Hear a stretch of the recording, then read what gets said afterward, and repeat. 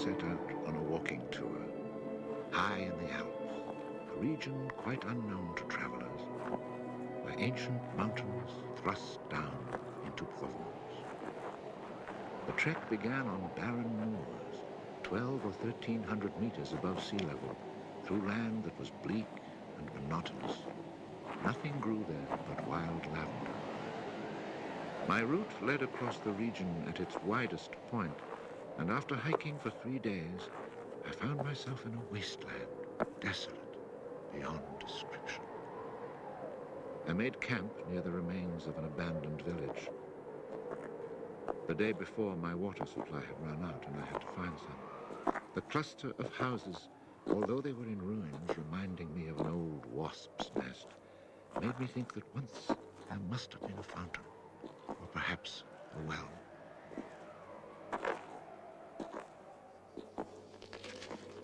There was indeed a fountain, but it was dry. The roofless houses, eaten away by wind and rain, and the chapel with its crumbling belfry, stood arranged like houses and churches in a living village. But here, life had vanished. It was a sunny, cloudless June day, but over these bare highlands blew a fierce, insufferable wind. Growling through the skeletons of the houses, it sounded like a wild beast disturbed while feeding on its prey. I had to move camp.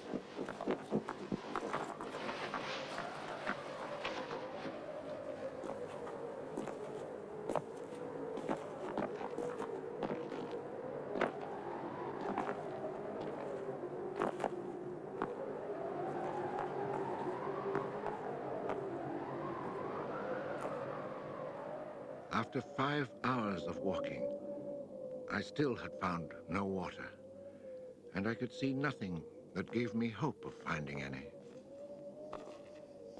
Everywhere, I came upon the same drought, the same coarse weeds.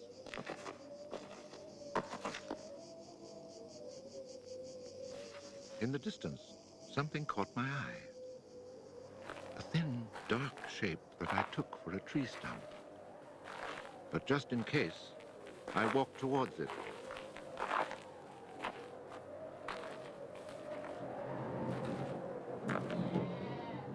It was a shepherd, and beside him, resting on the burning ground, lay about 30 sheep.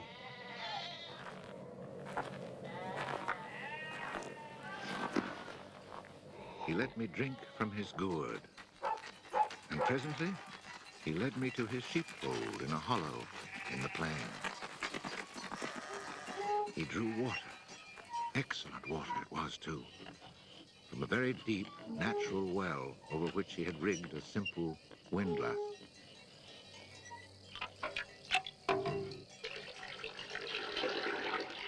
The man spoke very little, often the way with people who live alone, but he appeared sure of himself and confident in his assurance. It all seemed somehow strange in this barren land. He lived not in a hut, but in a real house, a stone house, whose walls clearly showed how his own labor had repaired the ruin it had once been. Its roof was solid and strong, and the wind on its tiles sounded like the sea upon the seashore. Inside, it was neat and tidy, dishes washed, floor swept, shotgun oiled. His soup simmered over the fire. And I noticed that he was freshly shaved, that all his buttons were firmly sewed on, and that his clothes were darned with that meticulous care which makes the mend invisible. He shared his soup with me.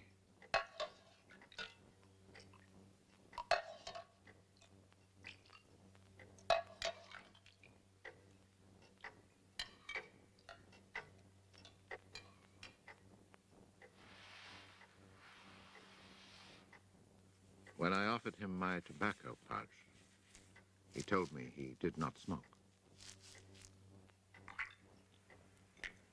The dog, silent like his master, was friendly without fawning.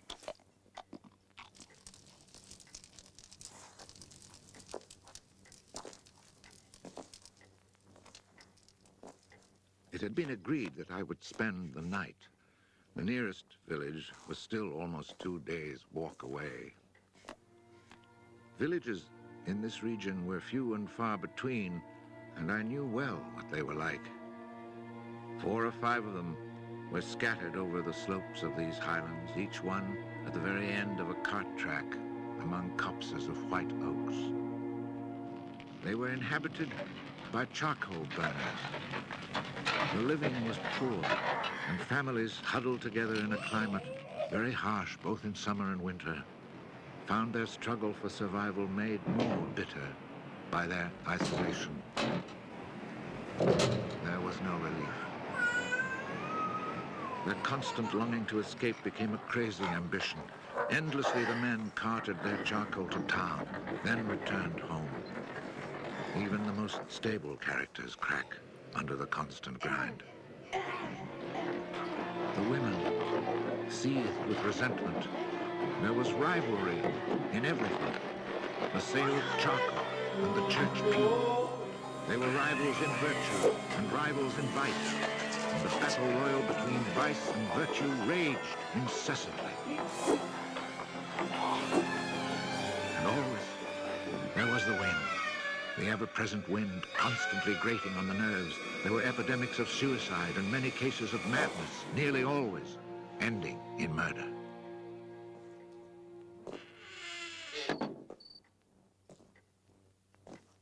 The shepherd, who did not smoke, went to fetch a little sack, and onto the table he emptied a pile of acorns. He began to examine them very carefully, one by one, separating the good from the bad. I sat, smoking my pipe. I offered to help, but he told me it was his work, and indeed, seeing how very carefully he carried out his task, I did not insist. That was the only time we spoke. When he had set aside enough acorns, he divided them into piles of 10. As he did this, he discarded the smaller ones, or those that were cracked, for now he was examining them very, very closely. When finally there lay before him 100 perfect acorns, he stopped, and we went to our beds. Being with this man brought a great sense of peace. The following morning, I asked him if I might stay on and rest for the day. He found that quite natural, or to be more precise, he gave me the impression that nothing could upset him. The day of rest was not absolutely necessary, but I was intrigued, and I wanted to learn more about him. He let his sheep out of the pen and led them to their grazing. Before he went, he took the little bag of carefully chosen acorns and put them into a pail of water to soak. I noticed that for a walking staff, he carried an iron rod as thick as my thumb and about as high as my shoulder.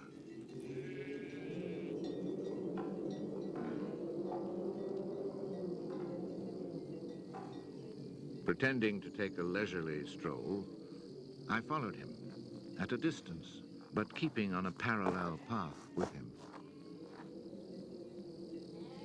The pasture for his sheep was down in a dell. Leaving his dog in charge of the little flock, he began to climb towards me where I was standing.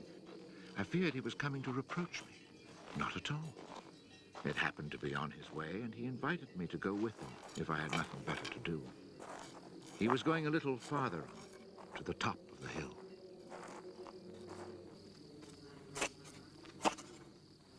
When we reached his destination, he began to drive his iron staff into the ground. He made a hole, dropped in an acorn, and filled in the hole.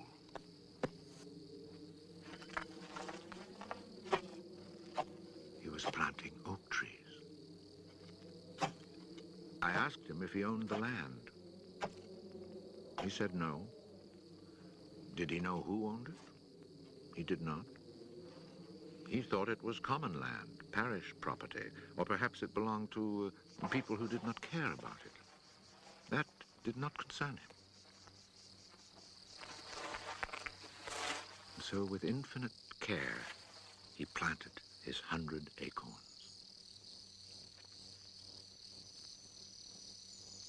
After the midday meal, he began to sort out more of his acorns. I suppose I must have been quite insistent with my questions, because he answered me. For 3 years, he had been planting trees in that desolate country. He had planted 100,000. Of the 100,000, 20,000 had come up. Of these, he still expected to lose half, either to rodents or to any of the unpredictable things which only Providence can account for. That left 10,000 oaks to grow on this tract of land where before there was nothing. It was then that I wondered about the man's age. He was clearly more than 50. 55, he told me. His name was Elezeard Bouffier. He had owned a farm down in the lowlands. It had been his life. He had lost his only son, and then his wife, and had withdrawn into this solitude where he was content to live quietly with his lambs and his dog. It was his opinion that the land was dying, for lack of trees. He added that having nothing very important to do himself, he had resolved to remedy this state of affairs. I was young and only thought of the future as it affected me and my search for happiness. So I told him that in 30 years, those 10,000 oaks would be magnificent. He answered quite simply that if God granted him life, in 30 years he would have planted so many more that these 10,000 would be like a drop of water in the sea. Already he was studying the growth of beech trees and had a nursery full of seedlings grown from beech nuts. They're quite beautiful. He was also thinking of birches for the dales, where he told me there was moisture just below the surface of the soil. The next day, we parted. The following year came the First World War, in which I was engaged for 5 years. An infantryman was hardly likely to have trees on his mind.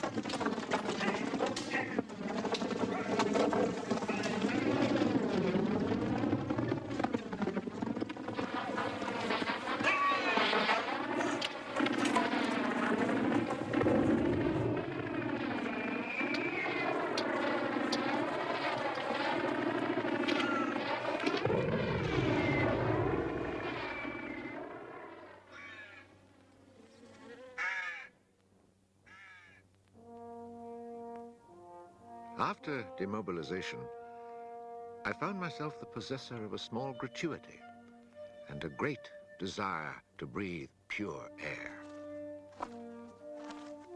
This was my only thought when I set off once more on the road to the barren land. The country had not changed. However, in the distance, beyond the deserted village, I noticed a sort of grayish mist that lay on the hilltops like a carpet. The shepherd who planted trees had been in my mind since the day before. 10,000 oak trees, I thought to myself, really need a lot of space. I had seen so many people die in those 5 years, it was easy to imagine that Elezeard Bouffier, too, was dead, especially since at 20, we think of men of 50 as ancient with nothing left to do but die.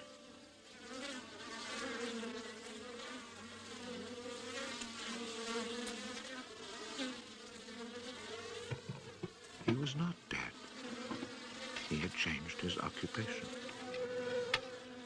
had only 4 sheep left, but now he had over 100 hives of bees. He had given up sheep because they threatened his young trees. The war had not disturbed him, and he had calmly continued his planting. The oaks of 1910 were now 10 years old and taller than either of us. It was such an impressive sight, I was struck dumb. And as he never said a word, we spent the whole day in silence, walking through his forest. It was in 3 sections and measured 11 kilometers long and 3 kilometers at its widest. When I reminded myself that all this was the work of the hand and soul of one man with no mechanical help, it seemed to me that men could be as effective as God in tasks other than destruction. He had followed his dream, and beech trees as high as my shoulder, stretching as far as the eye could see, were witness to it. The oaks were strong and past being at the mercy of rodents. As for Providence, she would have needed a cyclone to destroy this creation of man. He showed me handsome groves of 5-year-old birches planted in 1915, the year I was fighting at the Battle of Verdun. He had set them out in all the hollows where he guessed, and rightly, there was moisture near the surface. They were like young children, tender yet firm and confident. And creation, it seemed, had just followed in a natural sequence. He hadn't worried about it. Resolutely, he had gone about his simple task. On the way down through the village, I saw streams flowing with water, which in living memory had always been dry. This was truly the most impressive effect of creation's natural cycle that I'd ever seen. Long ago, these brooks had been full of water. Among the miserable villages I mentioned before, some were built on sites of ancient Roman villages, and archaeologists digging in the ruins had found fish hooks, whereas in the 20th century, cisterns were needed to ensure even a modest supply of water. The wind had scattered seeds too, and as the water reappeared, so did willow trees, reeds, meadows, gardens, flowers, and a reason for living. But the change had come about so gradually that it was simply taken for granted. Of course, hunters who climbed these heights in search of hares and wild boar had noticed the sudden appearance of little trees, but had put it down to some caprice of nature. That is why no one had meddled with the work of the shepherd. If they had suspected it was man's work, they would have interfered. But who would even think of him?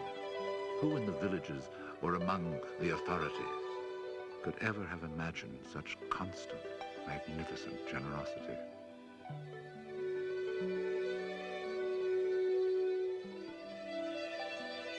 Each year from 1920 on, I paid a visit to Elezeard Bouffier. I never saw him lose heart, nor was he ever deterred. And often, God knows, it must have seemed that heaven itself was against him. I never tried to imagine his frustrations, but to achieve such an end, he must have had to overcome many obstacles. For such passion to succeed, he must surely have fought and conquered despair. We must remember that this exceptional man had worked in utter solitude. Solitude so complete that towards the end of his life, he had lost the habit of speech. Oh, perhaps he saw no need for it. In 1933, he was visited by an astonished forester who notified him of an order that lighting fires outdoors was forbidden for fear of endangering this natural forest.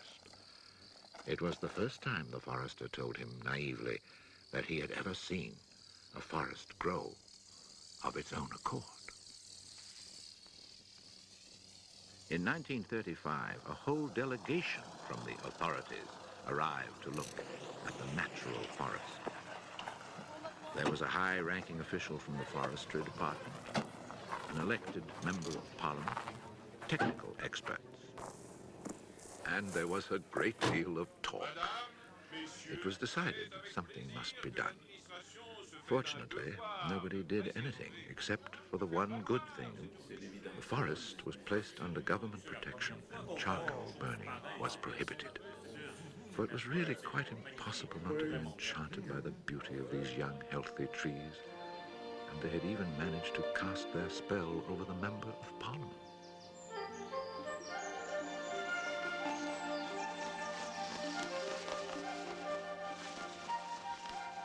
One of the senior foresters in the delegation was a friend of mine, and I explained the mystery to him. The following week, we both set out to find Elezeard Bouffier. He was hard at work about 20 kilometers from where the official inspection had taken place. I was right about my friend the forester. He was able to appreciate all he saw. I offered the eggs I had brought as a present. We all shared our lunch and spent several hours in silent contemplation of the landscape. The slopes we had climbed on our way up were covered with tall trees 4 times our own height.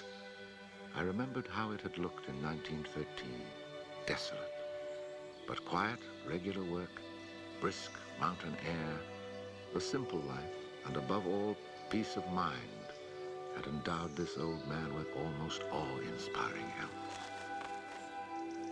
He was one of God's athletes. I wondered how many more hectares he would cover with trees. Before we took our leave, my friend made one small suggestion about the kinds of tree which seemed to suit the soil here. He did not press the point, for the simple reason, he told me afterwards, that this man knows more about it than I do. The idea must have been turning over in his mind, for after we had walked for an hour, he added, he knows more about it than anyone else in the world. He's found a perfect way to be happy. Thanks to this forester, not only the forest, but the happiness of Elezeard Bouffier were protected. The only serious danger to his work occurred during the Second World War. Cars being powered by wood-burning generators. There was never enough wood. So cutting was begun among the oaks of 1910, but they were so far from transportation routes that the whole enterprise proved financially unsound. It was abandoned.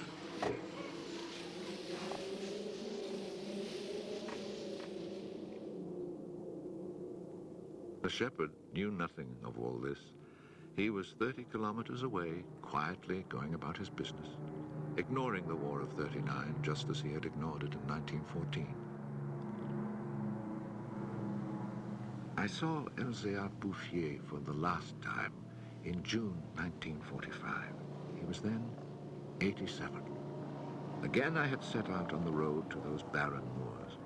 But now, in spite of the dislocation left behind by the war, there was a bus which ran from the Durance Valley up into the mountains. I decided it must be because of this relatively speedy means of transport that I could not recognize the places where my walks used to lead me. It took the name of a village to reassure me that I really was in that region that had once been desolate and abandoned.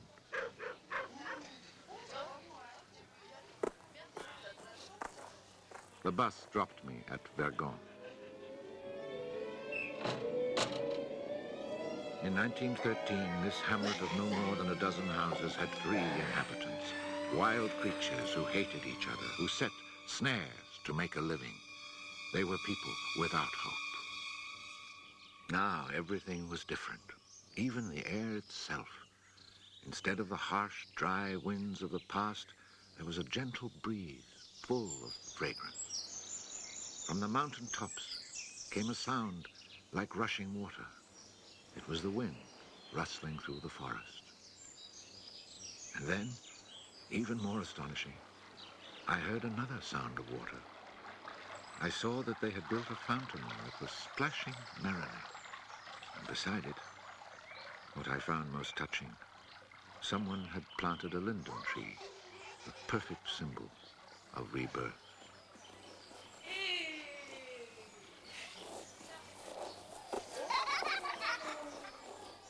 Moreover, Verdun showed signs of the kind of labor that only hope can inspire. So hope had been restored, ruins had been cleared, and crumbling walls torn down. The new houses, freshly rough-cast, stood in kitchen gardens where flowers and vegetables grew in orderly confusion. Roses and cabbages, snapdragons and leeks, celery and anemones. It had become a place where one would want to live. From this point, I continued on foot. The war had not been over long enough for life to reach full bloom, but Lazarus had emerged from the tomb. On the lower slopes of the mountain, I could see small fields of young barley and rye, and down in the narrow valleys, the meadows were green.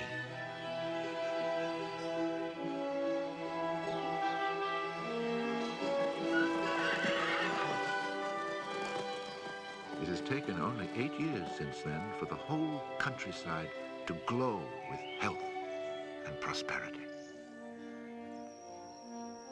Where I had seen ruins in 1913, there now stand clean, freshly plastered farmhouses, evidence of happy, comfortable lives.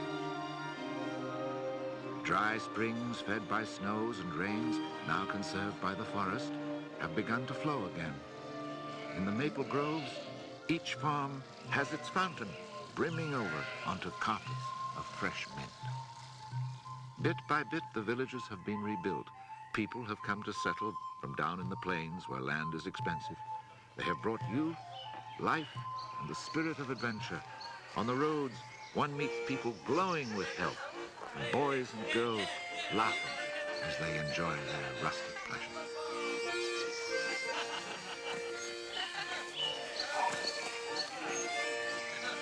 Counting those who lived here before, quite changed by their life in gentle surroundings, and including the newcomers, more than 10,000 people owe their happiness to Elezeard Bouffier.